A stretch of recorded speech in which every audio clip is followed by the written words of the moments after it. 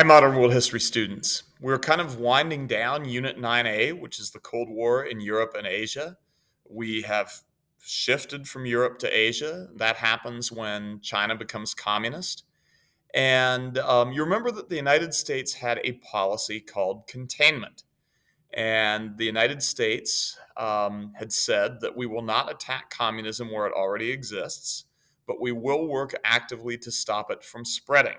That was the entire concept of containment, and it was sort of the foundation policy of the United States throughout the entire Cold War.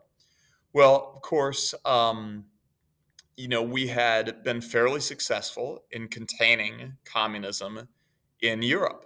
So, for example, when it appeared that the Greek government was going to be overthrown by a communist rebellion, President Truman provided $400 million of aid to the governments of Greece and Turkey. That rebellion was defeated, and Greece remained non-communist. Then there was the Marshall Plan, in which George Marshall was concerned that if something was not done to address economic desperation rising from the destruction of Europe in the war, that the rest of Europe, perhaps Western Europe, would go communist. So we offered to rebuild Western Europe, and none of the countries that received Marshall Plan money ever went communist. There was the Berlin airlift, where Joseph Stalin had cut off road and rail access into West Berlin in an effort to force the United States, Britain, and France to give up West Berlin and allow it to become communist. But we defeated that with the Berlin airlift. So really, in every case where communism threatened to spread in Europe, the United States succeeded in preventing it. So containment seemed to be working in Europe. In Asia, though, it was sort of a different story because in Asia, China, the world's most populous country, had become communist.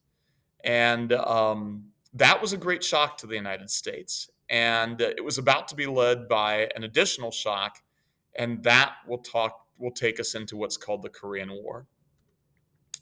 Now, before we start that, I want to point out that there was a great debate, and I don't have a picture for this, so I'm up at the top of page 17, but I don't have a separate slide. There was a debate in the United Nations over who should actually get to represent China. Because after the communist takeover of China, China really had two separate governments that both claimed to be the legitimate government of the Chinese people. Of course, you had the People's Republic of China, which was the one established by Mao Zedong after his forces defeated the nationalists and drove them off onto the island of Taiwan. So Mao and the communists, they of course claimed that they were the legitimate government of China, that is the People's Republic of China, and they believed then that they should represent China at the United Nations. On the other hand, Chiang Kai-shek and the nationalists, they had fled to the island of Taiwan, having been defeated in the Chinese Civil War, but they still claimed to be the legitimate government of China themselves, that they had been sort of temporarily unseated and were reconstituted on the island of Taiwan, but that they actually were still the legitimate government of the Chinese people.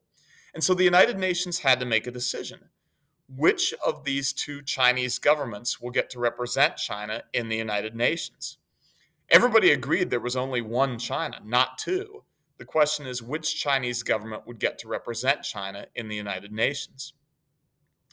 Well, this was put to a vote of the United Nations General Assembly, and to a certain extent, it would sort of make sense that the People's Republic government, the communist government, would represent China, since they governed the part of China that people actually recognize as China.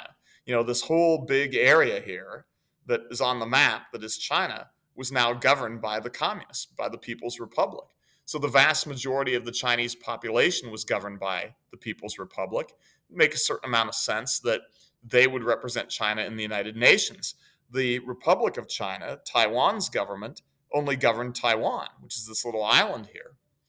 Well, it goes to show you just how much influence the United States still had in the United Nations at that time, that when the General Assembly voted, they actually chose the Taiwan government, the non-communist government of Taiwan, to be China's representative in the United Nations.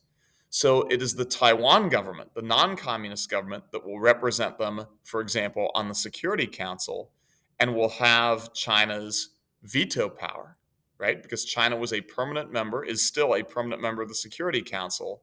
But at that time, the Taiwan government, the non-communist government, held that seat and held the veto power that went with it.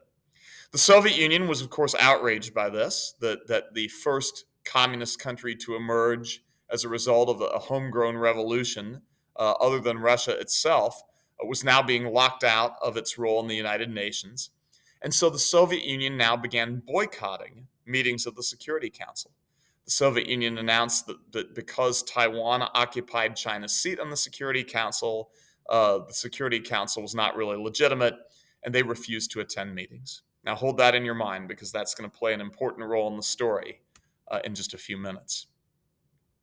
Now, I'm moving you down to the bottom of page 17. So Korea, which you see here on the map, and if you have not already added these locations to your map in the unit packet, I encourage you to pause and go ahead and do so.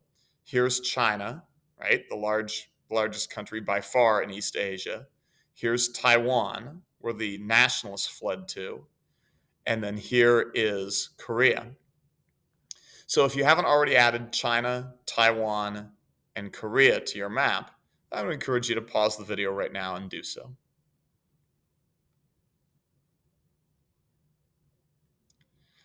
All right, so the status of Korea after World War II. Well, Korea was one of the first territories ever to be added to the Japanese Empire. It goes all the way back to 1894, when newly modernized Japan, fought and defeated China in what was called the First Sino-Japanese War. Korea at that time was stripped away from China. It had been a possession of China. It was now stripped away from China, and it was placed under the protection of Japan. Well, 15 years later, in 1910, Japan then annexed Korea and made it officially part of Japan's empire.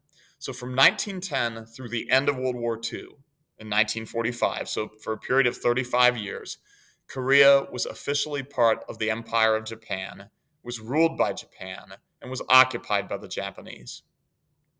When the war ended, when the Japanese were defeated in World War II, and the war ended, there was a lot of debate over what to do with Korea. It was agreed that Korea should, in the future, become its own independent, self-governing country.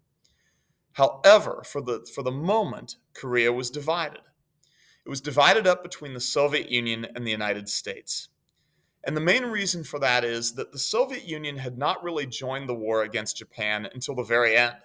The Soviet Union had a non-aggression pact with Japan, and both Japan and the Soviet Union honored that pact right up into the very last year of the war. And as a matter of fact, the Soviet Union did not break that pact and declare war against Japan until after the United States had dropped the first atomic bomb on Hiroshima. So the Soviet Union was not in the war against Japan for very long. So when Japan was defeated, Joseph Stalin had requested that the Soviet Union take part in the occupation of Japan. Just as we had divided Germany up, we should divide up Japan, Stalin said. Well, President Truman rejected that completely. The Soviet Union had played almost no role in the defeat of Japan. So instead, to satisfy Stalin with some little prize for his small role in beating Japan, we divided up Korea. So what happened is Korea was divided into a northern sector and a southern sector. The northern sector would be occupied by the Soviet Union temporarily. The southern sector would be occupied by the United States temporarily. So you had a northern Korea occupied by the Soviet Union, a southern Korea occupied by the United States. And just like with Germany, this division of Korea was always meant to be temporary. That after a certain amount of time, Soviet forces would withdraw, American forces would withdraw, and Korea would be united as a single, unified, self-governing country. Well, just like with Germany, the two countries, the Soviet Union and the United States, they took their their parts of Korea in two very different directions. The Soviet Union took the northern part of Korea and transformed it into a communist dictatorship. The United States took southern Korea and transformed it into an emerging democracy, really a single party democracy with a capitalist or market economy. So, kind of like with Germany, which by 1949, the two parts were so different that you simply could not put them back together again. Korea by 1950 was the same way. When the Soviet Union and the United States withdrew from Korea, North Korea and South Korea were so different from each other. North Korea, a communist dictatorship, South Korea with a capitalist economy, free market economy, and the beginnings of a democracy. They were just so different that you couldn't put them back together, which had been the original intention. So now you had two separate Koreas: the North Korean People's Republic in the north, and then the Republic of Korea, South Korea in the south. When the Soviets withdrew, they left behind not simply a dictatorship under the rule of Kim Il-sung, whom you see on the left there. Kim Il-sung was the communist dictator of North Korea, but they left it heavily armed.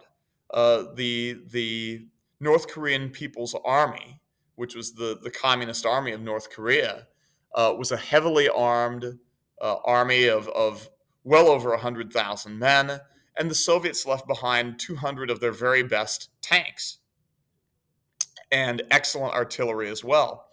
The United States had not done the same when we left South Korea. When U.S. forces left South Korea, we left behind a fairly lightly armed army of Korea, army of South Korea, with no tanks, no heavy artillery. And that created a very great temptation for Kim Il-sung, the communist dictator in North Korea. He looked at his very powerful army with Soviet-built tanks and artillery, and he looked at South Korea's very lightly armed army, and said, I can take over. I can invade South Korea, and I can unite Korea under my communist dictatorship. It'll be easy. So he approached Mao Zedong and Joseph Stalin, the two leading communist, dictators, and he said, "What do you think? Should I do this or what? Should I invade South Korea or not?"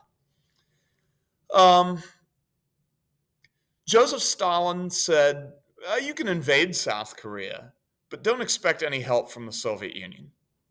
The Soviet Union will not assist you, but go for it, but don't expect any help." Mao Zedong was a little bit more encouraging. He said, "Go for it. China has no plans to help you, but if you get yourself in deep trouble, we'll come help you out."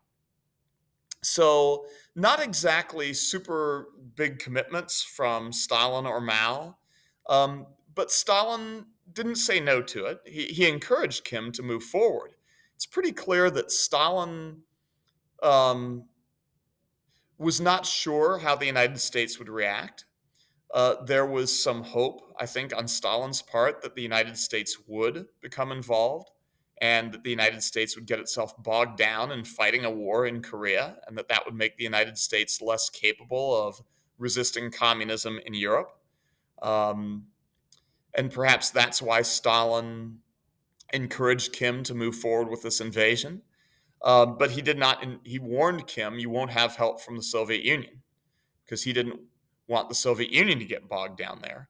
Mao, of course, who was always excited about the prospect of confronting the United States and confronting Western imperialism, he was a little more encouraging and told Kim, "Hey, I have no plans to help you now, but if you get into trouble, we'll help you out." So in August of 1950, the North Korean People's Army crossed over the border into South Korea and began an invasion of South Korea. Not surprisingly, the fairly lightly armed Army of South Korea, or Army of the Republic of Korea, was taken by surprise and driven backward very, very rapidly.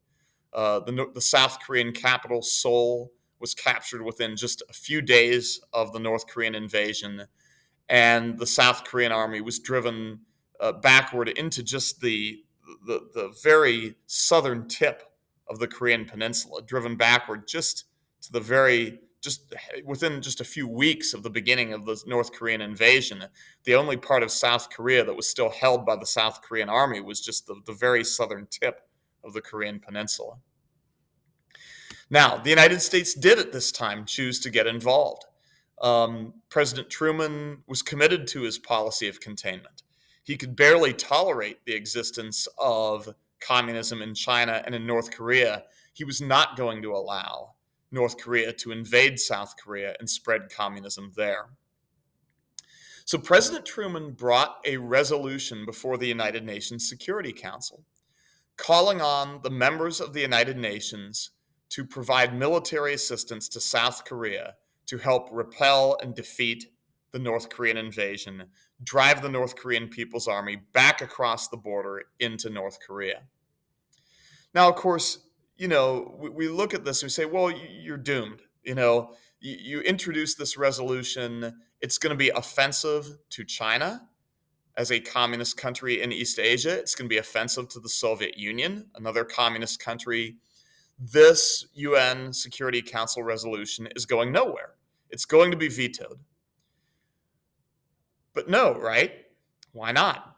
Why wasn't this resolution calling on members of the United Nations to send military assistance to South Korea vetoed? Why wasn't it vetoed? Why didn't China veto it? Well, you remember that the People's Republic of China, the communist government, does not represent China in the United Nations. They're not sitting there in the Security Council to veto it. It's Taiwan's government, so they're not going to veto it. But the non-communist, or shall we say anti-communist government of China will not veto it. Well, the Soviet Union will veto it. But what do you remember about the Soviet Union? They're boycotting meetings of the Security Council. That was a mistake because they're not there to veto this resolution. So President Truman's, the United States' resolution passed the Security Council. And the UN Security Council called upon its member countries now to send military support to help the South Koreans defeat the North Korean invasion. Now, when the United Nations force arrived, now let's not fool ourselves. The vast majority of the soldiers that composed the United Nations force in Korea were Americans, by far. 80 to 90% of the soldiers that composed the UN force were Americans. And the UN force was under an American commander, General Douglas MacArthur. But 17 other countries contributed to the war in Korea. And they're the ones you would expect: Britain, France, Australia, New Zealand, Canada, the NATO members, Greece, Turkey. All of them contributed, although by far the vast majority of the soldiers in the UN force were Americans. When the UN force first arrived, the South Koreans were in a very difficult spot. As I mentioned, the North Korean People's Army had driven the South Koreans into the most southern is the very southernmost corner of the Korean peninsula, and the North Koreans had surrounded and were besieging the South Koreans. When the first United Nations forces arrived in South Korea, it was all they could do simply to reinforce the South Koreans and prevent the North Koreans from finishing them off. But they did succeed in doing that. And then the question for General MacArthur, the UN commander, who was an American, was, do we now begin to, do we attack the North Koreans and begin to drive them backward and sort of fight a slow, steady slog up the Korean peninsula? Or do we try something a little more risky, a little more potentially rewarding? And that is, do we take a portion of our UN force that is supporting the South Koreans here, and do we load them into boats and do we land them in a dangerous and risky amphibious landing, right, where soldiers arrive on boats, kind of like at Normandy, to try to actually take up positions behind the North Korean position? Because if we do that, it's not going to be a long, hard slog up the peninsula. If we manage to succeed in landing Allied soldiers or United Nations soldiers behind the North Korean position, they will have to immediately give up their position and flee as fast as they can back into North Korea. For the danger of, if they don't, they're going to get cut off from supplies, communication, and any opportunity to retreat. So General MacArthur decided to try this riskier plan, and it worked. United Nations forces landed at a port called Incheon. You'll learn much more about that next year. And when they did, the North Koreans realized they were in deep trouble and they began a hasty, rapid retreat back into North Korea, back across the 38th parallel. So the 38th parallel is the 38th line of latitude, which was the approximate boundary between North and South Korea. The North Korean People's Army gave up its attack and fled back across the border and continued to flee until they were fully inside North Korea. And at that point, you say, hey, mission accomplished, right? You've did what you set out to do. The goal of the United States was to stop the spread of communism into South Korea.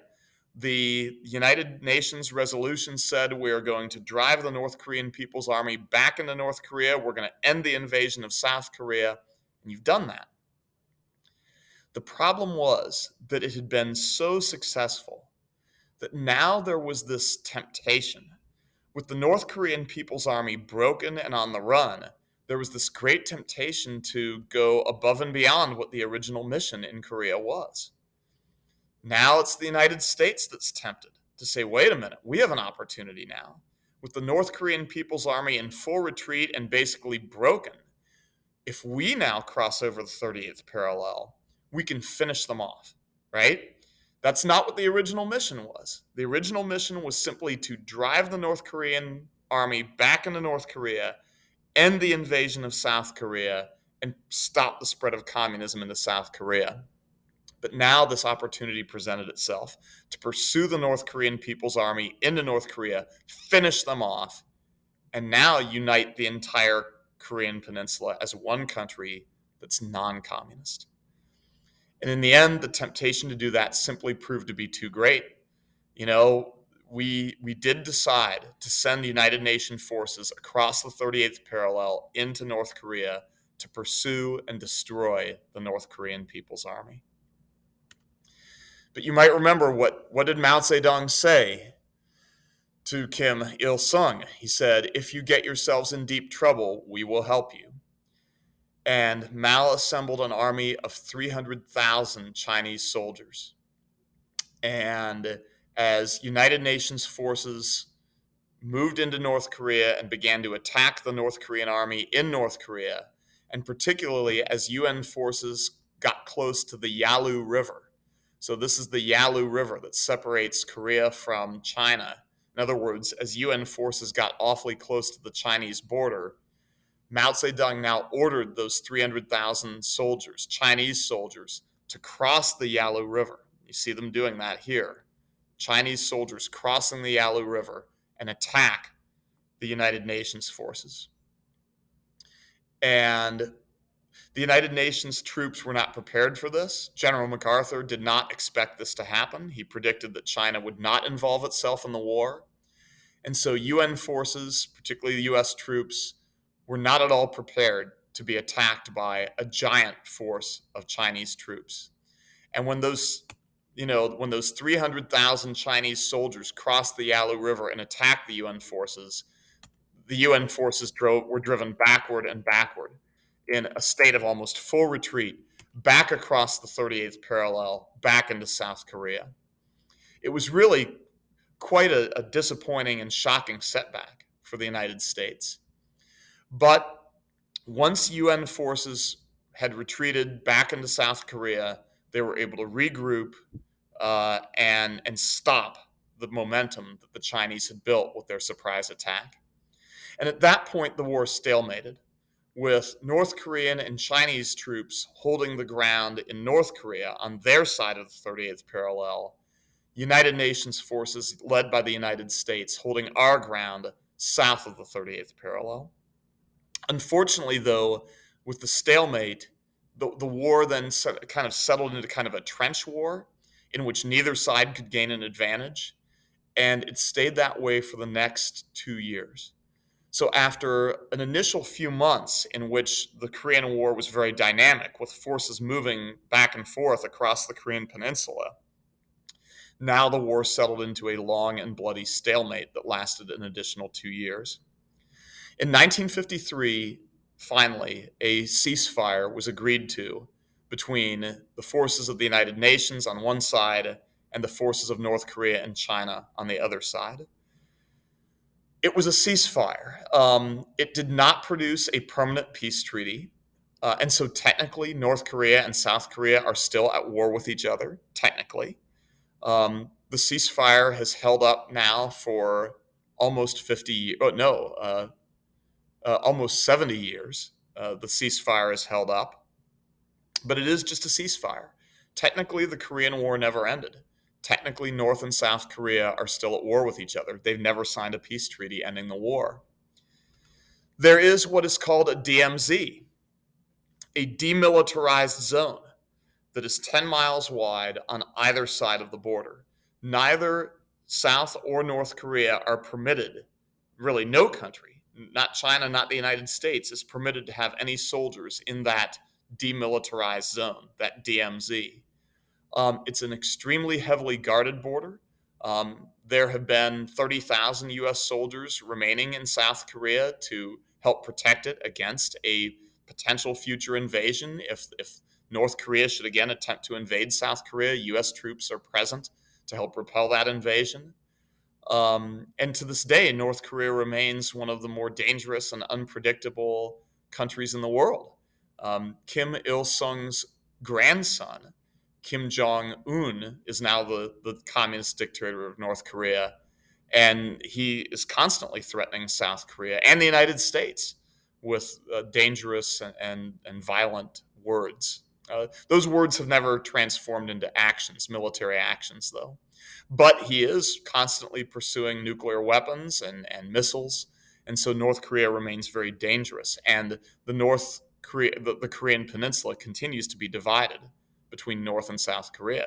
East and West Germany may be reunited in 1990, but North and South Korea still are separate and hostile. So that's the story of the first efforts by the United States to contain communism in East Asia. I guess you could say they were successful. Communism did not spread into South Korea. The other major effort was in Vietnam, and we'll be talking about the Indochina War and the Vietnam War in our upcoming lesson. So we'll see you then. Take care, Modern World History students. Bye-bye.